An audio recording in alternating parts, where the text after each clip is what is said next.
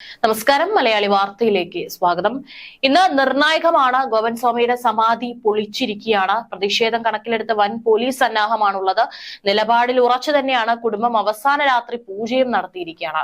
നെയ്യാറ്റിൻകരയിലെ വിവാദ സമാധി പൊളിച്ച് പരിശോധിക്കൽ തുടരുകയാണ്. അവിടെ ഫോറൻസിക് വിദഗ്ധരുടെ നേതൃത്വത്തിൽ സമാധി അരിച്ചു പെറുക്കിക്കൊണ്ടിരിക്കുകയാണ്. RTOയുടെ സാന്നിധ്യത്തിൽ പോസ്റ്റ്മോർട്ടം നടത്തും. മക്കൾ പറയുന്നത് പോലെ സമാധിയാണെന്ന് കണ്ടെത്തിയാൽ ആത്മഹത്യയാകും. പക്ഷെ പോസ്റ്റ്മോർട്ട ചരിത്രത്തിൽ സമാധി എന്നത് ഇല്ലാത്തതിനാൽ കുടുങ്ങാനാണ് സാധ്യത.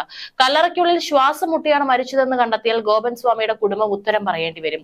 പോലീസ് അന്വേഷണം കടുപ്പിക്കും. വേണ്ടി വന്നാൽ കസ്റ്റഡിയിലെടുത്ത് ചോദ്യം ചെയ്യും. അന്വേഷണ സംഘത്തിന് മുന്നോട്ട് പോകാൻ ഹൈക്കോടതി അനുമതി നൽകിയ സാഹചര്യത്തിലാണ് ജില്ലാ ഭരണകൂടത്തിന്റെയും പോലീസിന്റെയും ഈ ഒരു നീക്കം. റൂറൽ SP നേതൃത്വത്തിൽ രാത്രി ഉദ്യോഗസ്ഥരുടെ യോഗം ചേർന്നു. റൂറൽ AR ക്യാമ്പിൽ നിന്ന് കൂടുതൽ പോലീസിനെ അവിടെ വിന്യസിച്ചിട്ടുണ്ട്. ഗോവിൻ സ്വാമിയുടെ കല്ലറയിൽ മകൻ അവസാനമായി രാത്രി പൂജയും നടത്തി.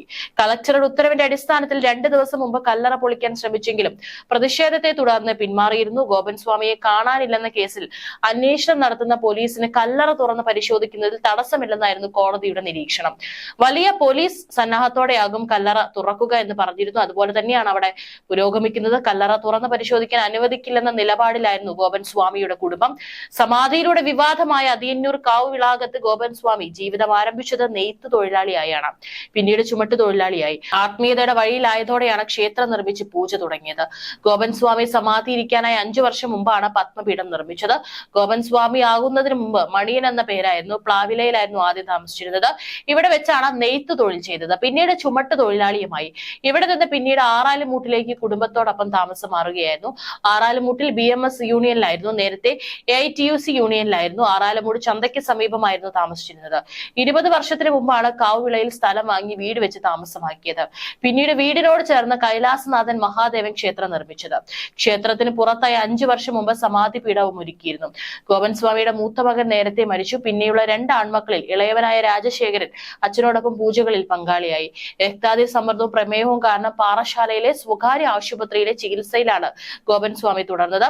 ഏതാനും മാസങ്ങളായി ഗോവിൻ സ്വാമി പുറത്തിറങ്ങാനാവാതെ കിടപ്പിലായിരുന്നു.